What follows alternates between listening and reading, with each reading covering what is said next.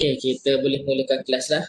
Okay, hari ni kita masuk untuk chapter baru iaitu one sample test of hypothesis ataupun hypothesis testing. Okay, untuk hypothesis testing ni sebenarnya dibahagikan kepada dua jenis lah, iaitu untuk one sample test ataupun satu lagi dipanggil two sample test. One sample test ni merujuk kepada satu population sahaja. Kalau dua sampel maksudnya dua population lah. Kalau katalah kita buat kajian berkaitan untuk lelaki sahaja, maknanya sesuai lah untuk one sample test of hypothesis. Tapi kalau kita ada buat perbandingan antara lelaki dan perempuan yang melibatkan dua population, barulah kita boleh guna two sample test. Tapi dari segi prosedur untuk menggunakan hypothesis testing ni sama, cuma perbezaan dari segi simbol lah. Simbol yang tu nanti kita akan tunjuk lah. Okey, untuk hypothesis testing ni, okey, sekejap Okey. Jadi untuk learning objective ya, learning outcome, okey, define a hypothesis. Okey, untuk hypothesis, okey, dalam hypothesis testing tu ada dua jenis. Okay, sebelum ni saya kata hypothesis ada dua kan. Satu untuk one sample dan satu lagi untuk two sample. Tapi dalam hypothesis ni dia ada bahagi dua sekali lagi, iaitu untuk null hypothesis dan satu lagi dipanggil alternative hypothesis. Hypothesis ni sebenarnya untuk bantu researcher untuk buat keputusan sama ada kita nak sokong ataupun tidak sokong dengan statement yang dibuat. Okey, sebab hypothesis ni dia bila melibatkan null, null hypothesis maksudnya untuk false statement. Kalau untuk alternative hypothesis dia merujuk kepada true statement. Okay, jadi maksud false statement dengan true statement dia bergantung sejauh mana bukti atau evidence yang kita dapat daripada literature ataupun daripada sumber-sumber lah. Okay, jadi untuk null hypothesis ni, okay, jadi mungkin kalau ikutkan, okay, saya terus ke sini lah. Okay, hypothesis and hypothesis testing. Okay, hypothesis is a statement about the value of a population parameter developed for the purpose of hypothesis. Untuk hypothesis, dia sebenarnya untuk bantu researcher sama ada kita nak sokong ataupun tak sokong dengan pernyataan yang dibuat lah. Contoh, kalau katakanlah kita sebagai researcher, kita nak buat kajian tentang sama macam sebelum ni lah yang saya bagi example sebelum ni pun, okay, nak buat kajian servis kualiti kepuasan pelajar terhadap servis kualiti yang disediakan oleh pihak library. Okey, jadi daripada observation, daripada dapat kajian yang buat dan kita tengok daripada mana-mana sumber, daripada soal, daripada newspaper ke, daripada magazine ke jurnal, menyatakan servis kualiti ni memang ada impak terhadap kepuasan pelanggan, kepuasan pelajar. Jadi bila kita tengok berdasarkan bukti-bukti yang dah ada ni, daripada sumber yang dah ada, dan kita yakin bahawa servis kualiti ni memang faktor yang penting untuk memberi kesan kepada pelajar, itu kita boleh namakan sebagai alternative hypothesis ataupun dipanggil untuk true statement. Okay, alternative hypothesis ataupun true statement. Okay, jadi bila katakanlah H1, okay, H null hypothesis tu adalah H null, okay, yang bentuk bulat macam ni kita panggil null hypothesis. Okay, kalau yang panggil H1 ni kita panggil alternative hypothesis. Ni alternative, okay, alternative, dan ni kita panggil null hypothesis. Okay, null untuk false statement. Okay, false statement. Yang alternative ni adalah true statement. True statement ni maknanya kita dah yakin, kita dapat bukti menyatakan bahawa memang ada impak, ada kesan signifikan. Okey, jadi untuk null ni kalau servis kualiti tu memberi kesan kepada kepuasan pelajar, jadi null hypothesisnya maksudnya servis kualiti tidak memberi kesan kepada pelajar. Okey, jadi saya tunjuk dekat sini, okay, null. Okay, ini dari segi penulisan. Dalam prosedur untuk statistik memang macam ni lah kita kena tulis. Mula-mula kita kena letak null dan H1. Okay, kalau kita kata servis kualiti ada impak terhadap kepuasan pelajar, student satisfaction. Okey, maksudnya kalau sini ada impak, ada kesan signifikan, maksudnya servis kualiti ni tak beri kesan. Tak beri kesan kepada student satisfaction. Dia mesti berlawanan. Jadi dalam mana-mana hypothesis kita kena kenal pasti dulu pada H1 ni dahulu. barulah kita boleh tulis untuk null hypothesis. Okay, jadi ni, ini adalah prosedur dalam penulisan lah. Mula-mula sekali kita kena nyatakan state and alternative hypothesis. Jadi untuk state ni adalah ni adalah dari segi state. Ni adalah state. State, null dan alternative hypothesis. Kita kenal pasti dulu sama ada mana satu H1 dan mana satu null hypothesis. Okey, jadi kalau kita dapat soalan final, mana-mana soalan final ke bukan soalan final exam ni, mana-mana soalan yang ada dekat question tu, itu merujuk kepada H1. Okey, mana-mana soalan yang menyatakan less than 50 ke, more than 20 ke of the hypothesis, itu merujuk kepada H1. Okay, jadi selain daripada itu barulah kita tulis untuk null hypothesis. Okay. Jadi sebabnya bila researcher ni dia tak tahu nak buat keputusan sama ada dia nak ambil kenyataan signifikan ke tak signifikan. Sebelum ni kita bergantung kepada literature, bergantung kepada jurnal. Okay. Jadi daripada sumber-sumber tu belum cukup memastikan bahawa memang betul ada kesan. Jadi kita buatlah data collection. Ada buat data collection berdasarkan sampling yang digunakan. Selepas tu baru kita buat analisis. Ya, kita mau analisis menggunakan metod yang ada mengikut kesesuaian objektif kajian dan hipotesis. Okey, dan selepas kita buat analisis dan kita ada state untuk hipotesis ni, barulah kita boleh tahu okey betul berdasarkan metod yang kita guna ni, contohnya regression analysis ni menyatakan service quality memang memberi kesan kepada student satisfaction. Sebab hipotesis ni dia sebenarnya untuk bina satu bukti evidence. Sebab kalau kita berpandukan kepada jurnal sahaja, berpandukan kepada pemerhatian, observation atau experience, sebenarnya belum cukup untuk kita membuktikan bahawa wujudnya impact sesuatu kajian yang dibuat. Jadi bila kita nak buktikan tu, kita kena buat survey lah, kena buat questionnaire, kena edar, lepas tu kita buat analisis. Okey, dan hasil daripada dapatan kita dapat tu lah boleh dijadikan sebagai evidence yang menyatakan betul untuk menyokong kenyataan kita. Tak adalah kita cakap kosong-kosong, kita kata oh ni sebenarnya gini. Tapi mana buktinya?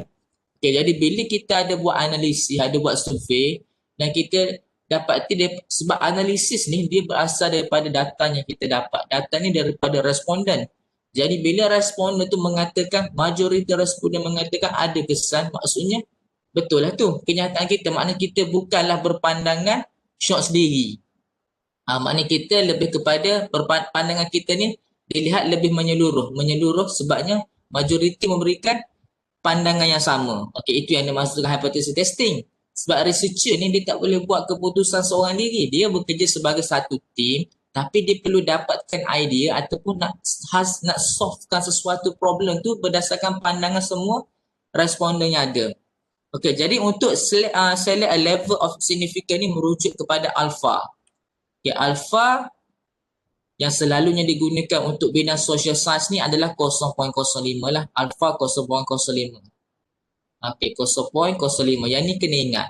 Alpha 0.05. Sebenarnya untuk level of significance ni ada 3 jenis iaitu alpha 0.01. Okey, satu lagi alpha equal to 0.10. Okey. Jadi sebenarnya untuk level of significance ni ada 3. Kalau untuk yang ni ada 2, null hypothesis, dan sini ada alternative hypothesis. Okay, sini ada null, sini ada H1. Alternatif dan juga null hypothesis. Kalau untuk level of significance dia ada 3 jenis. Okay, tapi untuk bidang sosial, bidang management ke accounting, finance dan semuanya kebanyakan memang kita akan guna alpha equal to 0.05. Okay, alpha equal to 0.05 ni merujuk confident interval. Okay, ni confident. Okay, confident interval. Okay, confident interval 95%. Okay, jadi untuk 0.01 merujuk 99%. Okay, yang ni 90%. Okay, yang alpha equal to 0.10 tu paling jarang lah. Tapi kalau untuk bidang sosial kebanyakan kita akan guna 0.05. Tapi kalau bidang yang kritikal, contohnya bidang medical, Sebab medical ni dia melibatkan nyawa, buat ubat, vaksin dan sebagainya, dia akan guna 0.01. Maksud dia akan ambil confident dia tu sebanyak 99% dia yakin bahawa ada kesan. Okey, 99% dia yakin ada kesan vaksin ni. Ya, sebab dia melibatkan nyawa, jadi dia dari segi alfa dia lebih rendah lah berbanding dengan bidang social science. Kalau kita, confident kita yakin sebanyak 95% dengan ada kesan. Maksudnya dah cukup lah, dah memadai. Okey, jadi sesetengah final, dia tak bagi tahu. Kebanyakan dia tak akan bagi tahu level apa, level of significant. Dia tak akan bagi tahu, dia akan bagi tahu untuk confident interval. Okay, let confident 95% of confident interval. Okay, 95% of confident interval tu merujuk kepada alpha equal to 0.05. Okay, alpha equal to 0.05. Kalau dia bagi tahu 99%, maksudnya dalam penulisan nanti kita kena tulislah alpha equal to 0.09. Jangan tulis 99%. Kena tulis yang ni lah. Ini adalah untuk level of significant. Yang ni adalah untuk confident interval. Sebab dalam mana-mana soalan, dia tak akan bagi, dia jarang lah bagi tahu untuk alpha ni. Dia akan kebanyakan akan bagi tahu untuk confident. Cuma saya bagi tahu tu untuk elak daripada confuse lah. Maksudnya confident interval ni kita yakin berapa banyak persen. Berapa banyak level. Okay. Jadi dalam kes ni kalau dia yakin 95%, maksudnya alpha kita equal to 0.05. Okay, yang ni untuk null hypothesis dan alternative hypothesis. Okay, dan seterusnya masuk yang step yang ketiga, identify the test statistic. Okay, identify the test statistic tu berdasarkan formula lah, sama ada kita akan guna z-test. Okay, sama waktu kita belajar untuk estimation, sama ada kita akan guna t-test. Okay, kita akan guna t-test. Itu bergantung kepada size population lah. Kalau kurang daripada 30 sampel, kita akan ambil t-test. Kalau lebih daripada 30, kita akan ambil z-test. Dan kalau standard deviation tu known, kita boleh guna z-test. Kalau unknown, kita boleh guna t-test. Okey, dan sebenarnya untuk test statistik ni dia memang untuk z-test dan t-test sahaja, tapi daripada mana, daripada method ANOVA ke regression ke, yang tu kita akan tunjuk nantilah. Tapi untuk sekarang ni sebab memandangkan awak pun dah belajar sampai untuk estimation, setakat tu dululah. Jadi untuk next level akan datang yang melibatkan ANOVA, regression dan sebagainya, dia masih lagi menggunakan t-test dan z-test. Cuma beza dari segi macam mana kita nak ambil maklumat tentang z dengan t, itu sahaja. Okey. Dan seterusnya lepas pada tu barulah kita formulate decision rule. Ya, sama ada kita nak nak reject ataupun nak accept pada hypothesis. Okey, last sekali ni tentang sample lah, arrive at the decision. Okey, jadi kita tengok pada example. Okey, yang ni mungkin tak nampak lah. Okey, important things to remember about null hypothesis testing. Dia sebenarnya tak payah, tak perlu pun nak ingat important things to remember ni. Setakat tahu do not reject null ataupun reject null hypothesis. Okey, kita katakanlah, saya tunjuk pada example ni. Okey, dari segi penulisan. Okey, ini mungkin tak clear aja. Saya nak create satu slide. Okey, mana ni?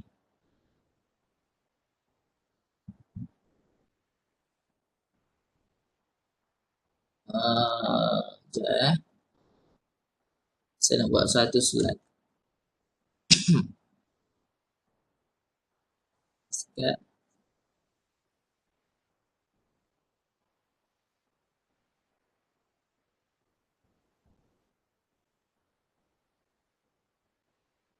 Okey.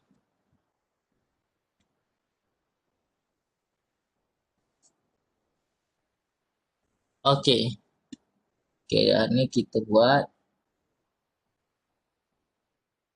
Okey, jadi untuk yang tadi kita ada 5 step. Okey, first step kita kena state. Kena state null. Okay, state null ataupun alternative hypothesis. Okey, ini adalah dari segi reporting, cara kita nak report. Okey, mula-mula sekali kita kena identify null, h-null, h1. Okey. Okey, contohnya macam saya bagi tahu tadi adalah service quality. Dalam framework, kita ada framework. kan, ni framework service quality terhadap student satisfaction. Okey, ini adalah variable. Okey, ini adalah variable. Okey, yang kelas awak ni ada belajar tentang research methodology kan? Ada tak kelas awak? Business research methodology. Lepas tu ada belajar yang teori-teori kelas ni ada? Ada belajar tak sebenarnya? Ada je se. Ada? Ada tapi tak ramai. Tak ramai ambil lagi. Tak ramai ambil lagi.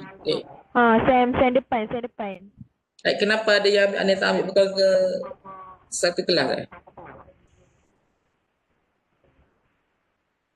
Oh. Okey. Katakanlah, okey, ni service quality. Ini adalah IV, independent variable. Okey, ini adalah dependent variable. Okey, yang ni pernah belajar kan waktu darjah 6 dulu UPSR. Apa tu IV, control variable, pernah belajar. Tapi tak tahu dari segi peranan betul-betul lah. Okay, jadi kalau saya bagi tahu lah, saya recap sih. Kalau DV ni selalunya kita nak kaji tentang problem. Kalau kita nak tahu kenapa pelajar sekarang ni ramai yang tak datang ke library, maksud melibatkan tentang kepuasan. Makna ramai pelajar yang tak berpuas hati. Jadi apakah faktor penentu yang menyebabkan student ni tak rasa puas hati? Mungkin disebabkan servis, ada disebabkan staff ke, environment dan sebagainya lah. Yang tu kita kena dapat sumber daripada sumber sebelum ni lah. Okey, itu dimasukkan IV dan DV. Gitu sajalah saya boleh beritahu. DV ni maknanya kita nak solve problem. Kalau kita buat research tentang job performance, kita nak tahu performance bagi setiap pekerja yang ada di company. Maknanya daripada performance tu lah kita boleh tahu. Okay, apakah faktor penentu yang menyebabkan performance dia tu semakin berkurang? Okay, performance government, performance staff tu semakin berkurang. Mungkin disebabkan salary ataupun disebabkan workload, environment ke, majikan ke. Itu adalah faktor penentu. Faktor penentu IV ni yang memberi kesan kepada DV. Kalau katakanlah kenapa online learning. Okay, isu online learning. Penerimaan pelajar terhadap online learning. Okey, itu adalah DV.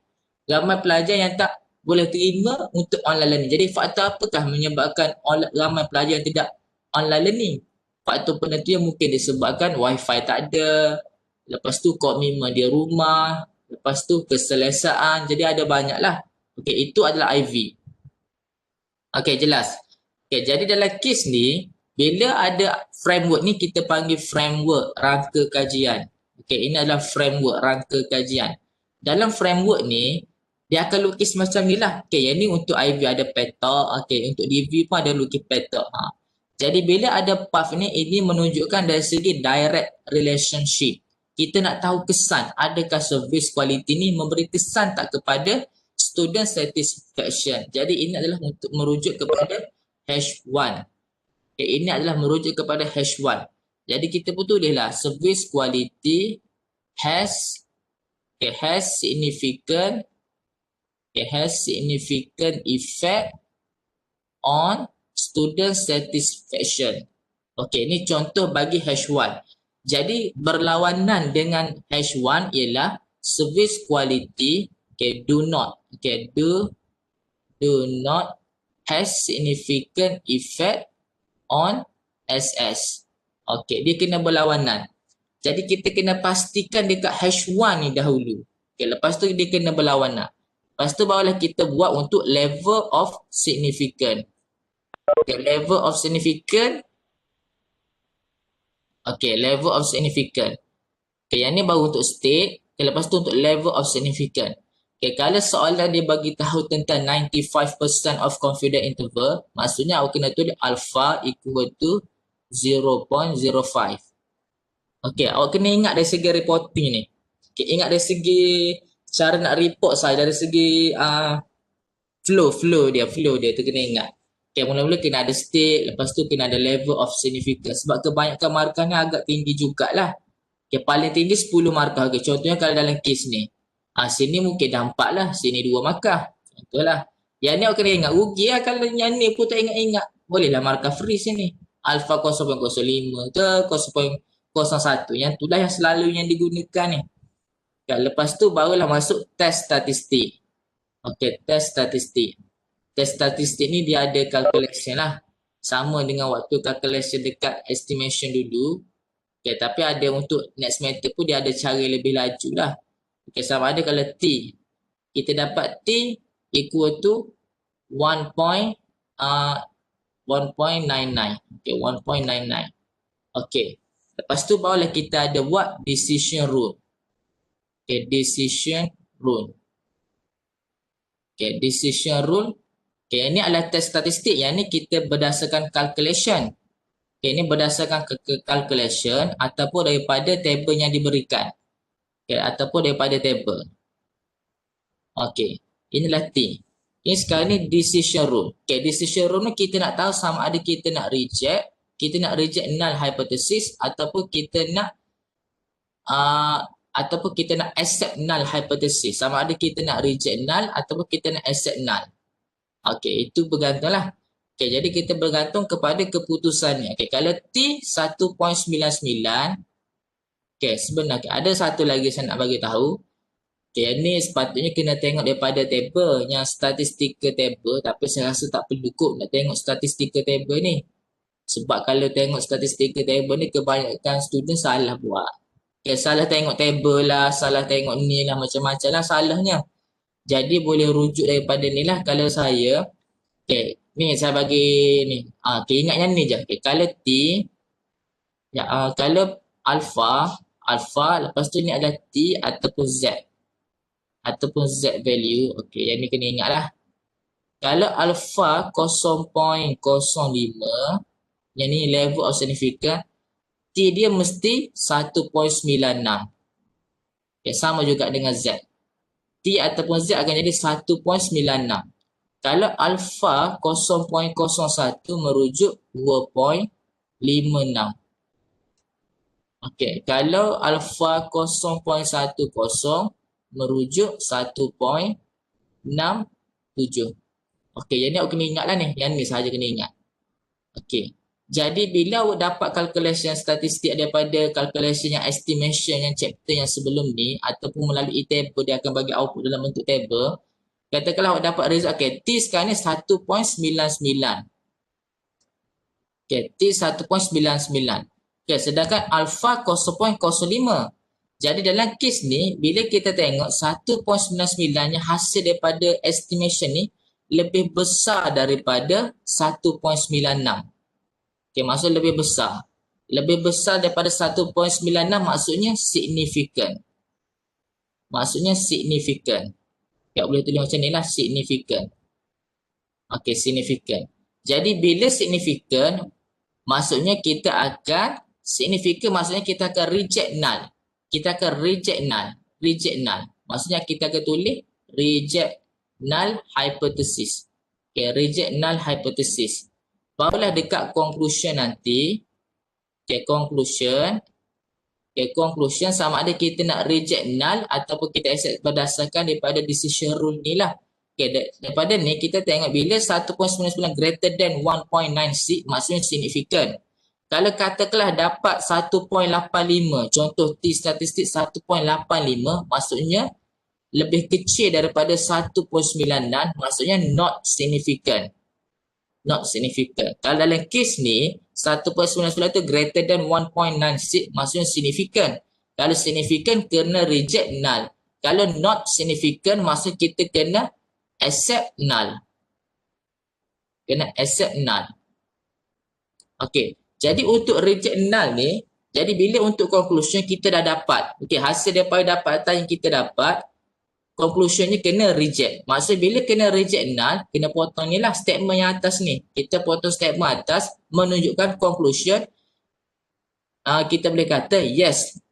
Yes, okay, the service quality has significant effect on student satisfaction. Jadi ini adalah ayat bagi conclusion. Okay, jadi kita pun dapatlah tahu bahawa betul service quality ni memang mempunyai signifikan yang mempunyai impak yang besar terhadap student satisfaction. Okay, kalau katakanlah dapat 1.85 yang contoh macam ni, maksudnya accept, maksudnya kita akan terima null. Kita kata service quality do not have significant effect on student satisfaction. Okay, itulah yang dimasukkan kenapa pentingnya hypothesis testing ni. Kita nak uji sama ada kita nak sokong null kita nak sokong null ataupun kita nak reject null. Okey, bila kita reject null hypothesis, maksudnya kita akan ambil accept H1.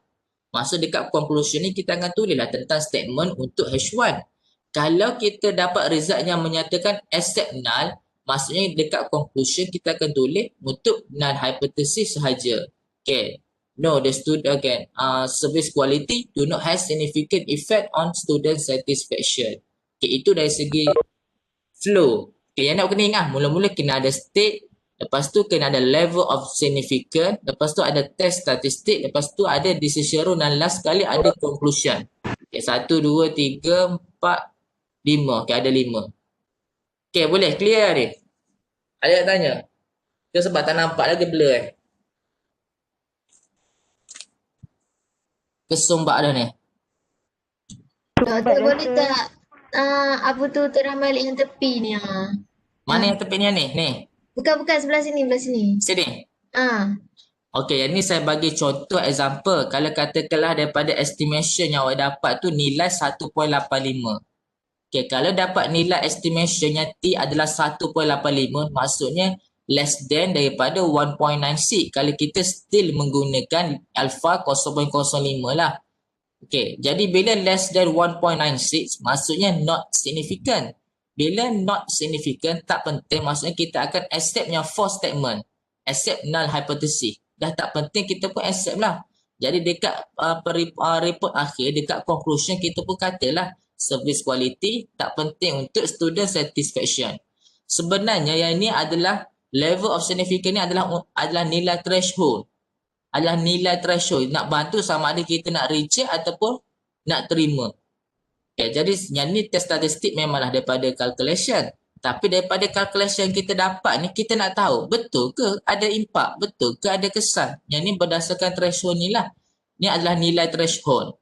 Okay, kalau 0.05 bersamaan dengan 1.96 bagi T. 0.01 bersamaan 2.56 bagi T.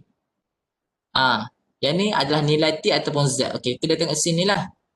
Okay, kalau mungkin kena create satu table lagi kot. Sekejap kita buat satu slide. Rasa pening dekat ni rasanya. Nak bagi jelas lagi ya. Okey. Okey, jadi okey. Okey, sekarang saya lukis. Lukis dah belok belakang ni. Okey, yang ni. Okey. Okey, yang ni alpha. Yang ni confident interval. Confident interval. Okay, yang ni untuk T test. Okey. Kalau alpha 0.05 bersamaan dia yakin, research tu yakin sebanyak 95%. 95% dia yakin bahawa wujudnya ada impak. Jadi 95% atau 0.05 ni untuk nilai T dia bersamaan dengan 1.96. Okey, kalau alpha 0.10 maksudnya 90%. Okey, 90% jadi bersamaan dengan 1.67. Okey, kalau 0.01 bersamaan 99% yakin, confident interval 99% bersamaan dengan 2.65. Okey. Jadi ini adalah yang kena ingatlah kalau boleh. Sebenarnya dia ada ikut table, tapi kalau saya cadang gunalah yang ni sebab selalunya macam ni je. Yang ni je. Senang. Kalau ikut table takut ambil masa, lepas tu takut salah tengok table. Okey. Jadi kalau nak tahu sama ada signifikan, nak tahu signifikan, nilai sesuatu hipotesis tu dianggap signifikan apabila nilai T daripada estimation, daripada calculation, T calculation, T calculation ataupun T daripada table ni greater than daripada T dekat sini, T table ni, T calculation lebih besar daripada T daripada table atas ni. Okey. Maksudnya kalau T calculation tu katakanlah T awak dapat T 2.15 greater than daripada 1.96 apabila menggunakan alpha 0.05. Maksudnya significant is occur. Kalau katakanlah not significant, okay, not significant, maksudnya nilai T calculation, T yang awak kira ni, T calculation ni lebih rendah, less than daripada T table atas ni. Contohnya kalau awak dapat nilai 1.85 tadilah, 1.85 less than daripada 1.96. Okay. 1.96 menunjukkan not significant. Significant tu tak capai. Okey, itulah yang dimasukkan untuk bagi setiap nilai yang tadi saya tunjuk contoh tadi tu. Okey, clear? Faham tak? Okey, faham. Faham, tak apa. Nanti kita tengok pada example nanti. Okey, yang ni mungkin blur lagi lah. Okey, yang ni dari segi filosofi lah. Okey, yang ni dari segi filosofi. Okey, katalah researcher does not reject null. Okay, researcher does not reject null hypothesis dan kita dapati daripada hasil dapatan kajian daripada kita buat analisis menyatakan null hypothesis ni true, maknanya correct decision lah. Ya, saya rasa tak perlu ikut pening nanti tapi awak boleh baca lah. Okay, apa yang maksud researcher dia kata does not reject tapi hasil dapat researcher kata reject null. Dari segi teori dia kata reject null tapi dari segi analisis yang dia buat dia kata null ni is true. Null ni true. Analisis kata true tapi sebenarnya researcher ni dapat reject, maksud dia panggil type 1 error. Saya sepayah tak payah ni pening nanti. Tak payahlah. Pening nanti awak nak faham tu. Setakat tahu kaki kira dah. Okey. Okey, yang ni yang dimaksudkan one tail dengan two tail test. Okey, kalau yang ni kita panggil two tail lah. Two tail. Two tail ni selalunya melibatkan yang simbol macam ni lah mu. Contohnya mu male and female. Okey, contohnya melibatkan two population. Yang ni yang kita guna two tail. Kalau one tail dekat left ataupun right ni, dia tengok pada simbol macam ni. More than ataupun less than ataupun more than equal and less than equal lah. Okey, yang ni kita panggil untuk one tail. Kalau untuk two tail dia hanya melibatkan untuk equal ni sahaja. Sebab tu dia capai dari segi bell shape ni. Kalau dah belajar pernah ingat Bastek dulu kan? Yang pasal skewness. Ke tak ingat yang Bastek diploma? Kalau Bastek diploma kan dia kena mean equal to median. Lepas tu equal dengan mode. Okay, maksudnya normality is achieved lah. Tak ada skewness. Kalau katakanlah mean greater than daripada median dan juga greater daripada mode, kita panggil positive skew. Ingat tak ingat tu? Rasa tak ingat. Tak apalah. Tak ingat pun. Okay, ni simbol lah. Kalau ikut buku ni suruh ingat. Tak payah ingat pun. Tak apa sebenarnya. Tak payah ingat pun kalau saya. Kalau rasa gugup sangat, ingatlah. Tapi rasa tak payah ingat pun. Kalau saya tak payah ingat lah. Buat masa je ingat ni. Okay. Ni berapa minit lah ni? 33 minit lah. Nak boleh sambung lagi ke saya nak buat saya buat record video lain ni? Nak saya sambung lagi ke saya record video lain lepas tu tunjuk? Tak tahu lah doktor. Saya takut tombak takut pening banyak sangat Ikut saya. Saya okey je. Saya pun okey juga sir. Ya. So bunyi lain dia. Saya okey lembek. Kita apalah nanti saya buat video lain lah kan. Saya buat video lain sebabnya yang selepas-lepas ni dia dah sikit dah sebenarnya. Cuma nak dari segi nak tunjuk example. Saya takut ni contohnya macam ni lah. Okey, ni banyak lagi lah. Macam banyak lagi lah, tak apalah. Kita buat video lain lah. Macam banyak lagi lah. Okay lah, nanti saya buat video lain, saya akan upload lah dalam macam biasalah. Sebelum ni pun saya buat kan. Siang ke saya awak pula. Tak boleh lama-lama sangat. Kata 12 minit bersama 1 jam setengah. Okay, kena ikut lah. Nanti ada student